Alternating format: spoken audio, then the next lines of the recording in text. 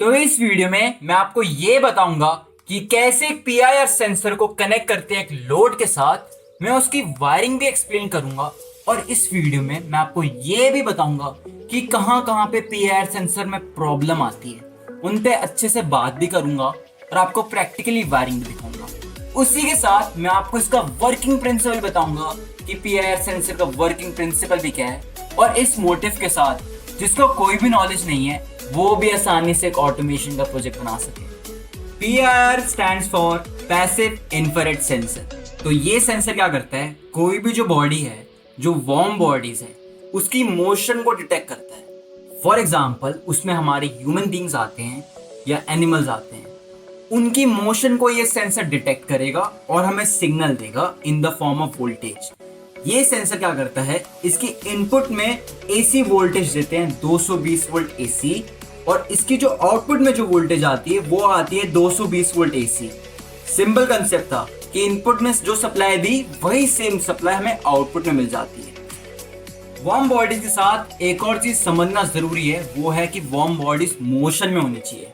कहने का मतलब ये है, अगर मैं इसके सामने सिर्फ हाथ रखूंगा तो सेंसर हमें सिग्नल नहीं देगा, पर जैसे अगर हमारा हैंड मोशन में आएगा तो सेंसर हमें सिग्नल देगा in the form of voltage. अब कुछ खास बातें जान लेते हैं इस सेंसर के बारे में। ये है पूरा कंप्लीट सेंसर, जैसे कि आप देख सकते हैं। तो ये ऊपर नीचे आराम से सेट कर सकते हैं आप कि आपको किसको किस डायरेक्शन में इसको सेट करना है, बहुत आसानी से। और इसके आगे एक फ्रेस्नेल लेंस भी लगा होता है, जिससे क्या होता है, इसको एक 180 degree field point of view मिलता है, जिससे क्या होगा, ये एक ज्यादा एरिया कवर कर पाएगा। जैसे ही कोई वार्म बॉडी इसके सामने से पास होती है तो इंफ्रारेड रेडिएशन में चेंज आता है, और ये हमारा सेंसर इतना सेंसिटिव होता है कि वार्म बॉडीज की मोशन, जिससे क्या होता है, इंफ्रारेड रेडिएशन में चेंज आता है और उसको डिटेक्ट कर लेता है और सेंसर हमें सिग्नल दे देता है। अब ये समझ लेते हैं कि पीआईआर सेंसर में ना दो पोर्ट लगा रखे हैं, मतलब दो एडजस्टेबल पोर्ट है। एक है लक्स के लिए, एक है टाइम के लिए। पहले टाइम को समझते हैं कि मैं बताता हूँ कि डिवाइस के बाद या सेंसर के बाद हम टाइमर को यूज़ करते हैं। टाइमर क्यों यूज़ करते हैं, ताकि जब कोई सिग्नल आए उस सिग्नल को हम होल्ड करें जितनी देर तक हम टाइम सेटिंग करते हैं। तो इसमें एक टाइमर इनबिल्ट लगा हुआ है इसी सेंसर के अंदर, जिसमें लिमिट रहती है कि मिनिमम 10 सेकंड से लेके आप 7 मिनट तक सेट कर सकते हो टाइम। तो होगा क्या, जैसे कोई सिग्नल आया सेंसर के सामने से, सेंसर क्या करेगा, जो लोड लगाया हमारा उसको उतने टाइम के लिए होल्ड करेगा। सिमिलरली मैंने एक वीडियो भी बना रखी है, उसका आई बटन भी शो होगा, जिसमें मैंने एक सेंसर और एक टाइमर और एक लोड को कनेक्ट करके अलग से दिखाया है। इसमें क्या है, इसमें टाइमर भी इनबिल्ट है और हमारा पीआईआर सेंसर भी है। इसमें दूसरे पॉइंट के बारे में बात कर लेते हैं, जो लक्स का है। लक्स को इस तरह समझो कि इसमें एक डे का है और इसमें नाइट का है। तो क्या होएगा, अगर मैं इसको नाइट पे सेट कर दूं तो मेरा सेंसर सिर्फ ऑपरेट करेगा नाइट टाइम में। मतलब अगर दिन के टाइम कोई ऑपरेशन इसके सामने करेगा तो सेंसर हमें सिग्नल नहीं देगा, वो सिर्फ वही सिग्नल लेगा जो रात में हुएगा। और अगर मैं इसको डे में सेट करूंगा तो सेंसर वही सिग्नल लेगा जो दिन के वक्त होएगा, क्योंकि ये खुले में लगेगा। और ये सब कैसे पॉसिबल है एक सेंसर के अंदर, क्योंकि इसी सेंसर के अंदर एक LDR सेंसर भी लगा रखा है, ताकि ये फीचर भी अपने डिवाइस के अंदर ऐड ऑन कर सके। हमें अपनी एप्लीकेशन के हिसाब से टाइम सेटिंग करनी है और लक्स की सेटिंग करनी है। दिन की एप्लीकेशन है तो इसको डे पे सेट करना है, और जितने टाइम के लिए सेट करना है उसी के हिसाब से टाइम को हमें एडजस्ट करना है। सिंपली एक पोर्ट लगा हुआ है, उसको हम हाथों से भी एडजस्ट कर सकते हैं या कोई भी एक पेचकस से भी एडजस्ट कर सकते हैं। एक और बात कर लेते हैं, इस सेंसर में एक रिले आउटपुट भी है। इसका मतलब ये है, सेंसर जो हमें सिग्नल देगा उसी के अंदर एक रिले लगी हुई है, और रिले के थ्रू हमें एक सिग्नल मिलेगा, वो भी होगा in the form of voltage. तो हम ये कह सकते हैं कि एक कंप्लीट डिवाइस है, जिसमें टाइमर भी है, जिसमें सेंसर भी है और जिसमें रिले भी है। बेसिकली मेरी जो पहले वीडियोस बनाई थी उसमें क्या होता था, हम एक अलग से सेंसर, अलग से टाइमर और एक अलग से रिले लेनी पड़ती थी।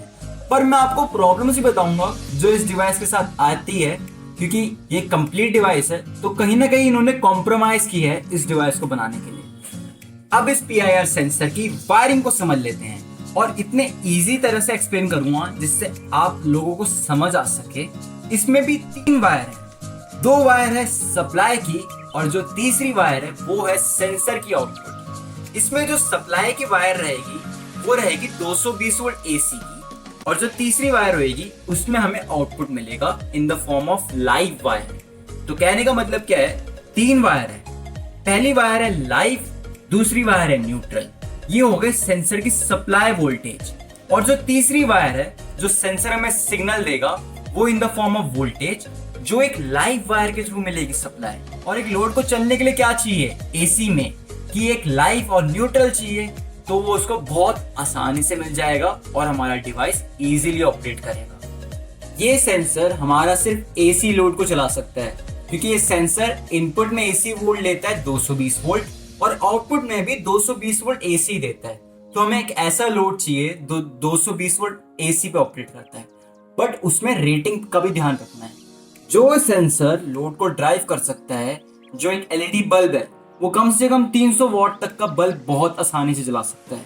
और अगर मैं इंडेसेंट बल्ब के बारे में बात करूं, इंडेसेंट बल्ब होते हैं जो फिलामेंट वाले बल्ब होते थे, जो शायद अभी 4-5 साल पहले हम यूज करते थे, वो कम से कम 1200 वॉट तक ये सेंसर चला सकता है। अब आपको हमें रेटिंग को ध्यान में रखते हुए अपना लोड कनेक्ट करना है, और अब मैं आपको इसकी वायरिंग प्रैक्टिकली करके दिखाऊंगा। तो ये रहा मेरा PIR सेंसर। आप देख सकते हैं इस PIR सेंसर को, जो मोशन को डिटेक्ट करेगा। इसमें बेसिकली 3 वायर होती है। मैंने बताया था 2 वायर मेरी सप्लाई की होती है, तो इसमें सप्लाई की ब्राउन और ब्लू है, और जो रेड वायर है वो सेंसर की मेरी आउटपुट है। तो अब देखते हैं कि कैसे हमें कनेक्शन करने हैं। मैंने 2 प्लग का मैंने वायर लिया और मैं इसको कनेक्ट करूँगा। मैं लाइव न्यूट्रल दूंगा ब्राउन और ब्लू पे। तो मैं क्या करता हूँ, ब्राउन और ब्लू पे 220 वोल्ट एसी मैंने कनेक्ट कर दी। आप देख सकते हैं मैंने अभी जो 2 पिन का प्लग है जो एसी वोल्ट है उसको कनेक्ट कर दिया ब्राउन और ब्लू से। ये मेरा लोड है बल्ब, और इसमें बेसिकली 2 वायर है लोड की। तो मैं क्या करता हूँ, एक वायर मैं डायरेक्टली कनेक्ट कर देता हूँ ब्लू वायर के साथ, जो एक्चुअल में मेरा न्यूट्रल था, और जो दूसरी वायर होती है लोड को, उसको रेड वायर के साथ कनेक्ट कर देता हूँ, जो सेंसर का मेरा आउटपुट आता है लाइव वायर। और एक लोड को चलने के लिए लाइव और न्यूट्रल चाहिए, जो कंप्लीट करता है इस सर्किट को, और लोड हमारा चल जाएगा जैसे ही सेंसर के सामने कोई भी मोशन सेंसर हमारा डिटेक्ट करेगा। इस PIR सेंसर में टाइम सेटिंग का भी रहता है और लक्स सेटिंग का भी रहता है। अब मैं आपको बताता हूँ कि हमें कैसे करना है। मैंने टाइम सेट मिनिमम पे किया था, और जैसे कोई मोशन होती है PIR सेंसर उसको डिटेक्ट कर लेता है, और जितनी देर तक टाइम सेटिंग होती है, जैसे मैंने मान लो 10 सेकंड सेट किया, सबसे मिनिमम टाइम है जो, उतनी देर के बाद ये अपने आप ऑफ हो जाएगा। अब लक्स की बात कर लेते हैं। मैंने जैसे ही लक्स को अंधेरे पे सेट किया, अब PIR सेंसर सिर्फ अंधेरे में काम करेगा। मतलब जो भी मोशन अंधेरे में होगी PIR सेंसर उसको डिटेक्ट कर लेगा। अगर अंधेरे पे हमने सेट किया हुआ है और मोशन दिन में करा हमने, तो PIR सेंसर उसको डिटेक्ट ही नहीं करेगा और लोड ऑन नहीं होएगा।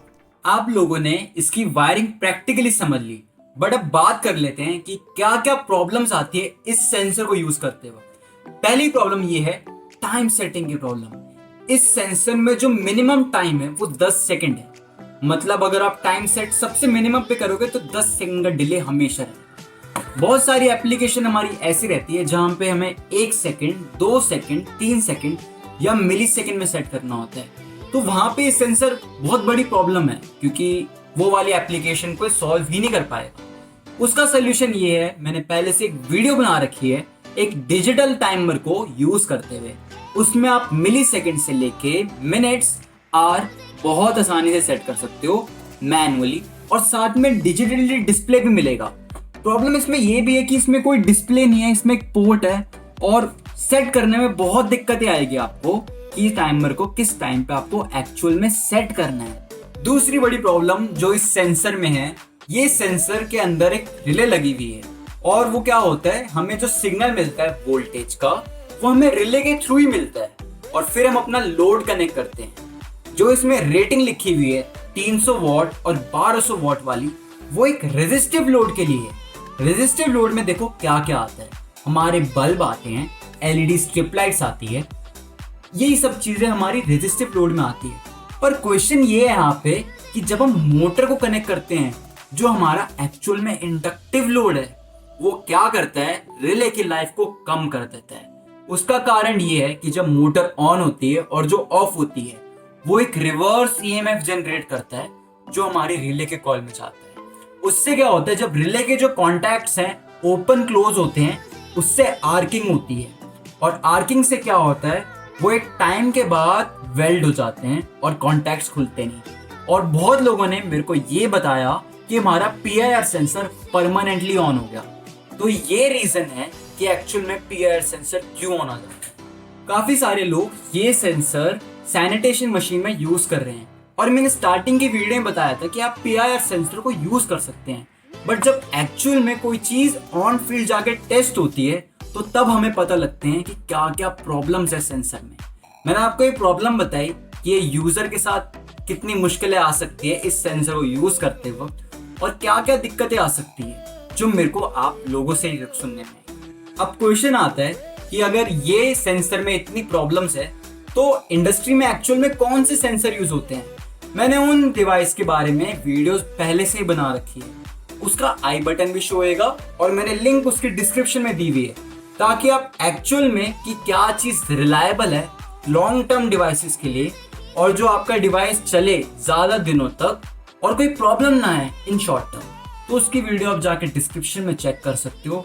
और मैं ये चाहता हूँ अगर कोई भी दिक्कत आप टेक्निकली फेस करते हो उसको कमेंट करिए नीचे डिस्क्रिप्शन में, और मैं हर कमेंट का डेफिनेटली रिप्लाई करूंगा, जिससे आप लोगों की मदद हो सके मेरे चैनल के थ्रू। तो मैंने पूरी कोशिश की आपको हर चीज प्रैक्टिकली समझा सकूं PIR मोशन सेंसर के बारे में, और हर एक एस्पेक्ट के बारे में बात की कि क्या क्या प्रॉब्लम आ सकती है। और मेरी एक छोटी सी रिक्वेस्ट आपसे यही है कि इस चैनल को सब्सक्राइब कर लो और बेल नोटिफिकेशन को भी ऑन कर लो, ताकि जो आने वाली वीडियोस रहेगी ऑटोमेशन और सेंसर्स के ऊपर, उनको भी मैं टेक्निकली एक्सप्लेन कर सकूं और आपको हेल्प कर सकूं कि एक राइट प्रोडक्ट क्या है अपने ऑटोमेशन प्रोजेक्ट को बनाने के लिए। तो आज की वीडियो के लिए बस इतना ही। मैं आपको मिलता हूं अगली वीडियो में। Thank you everyone.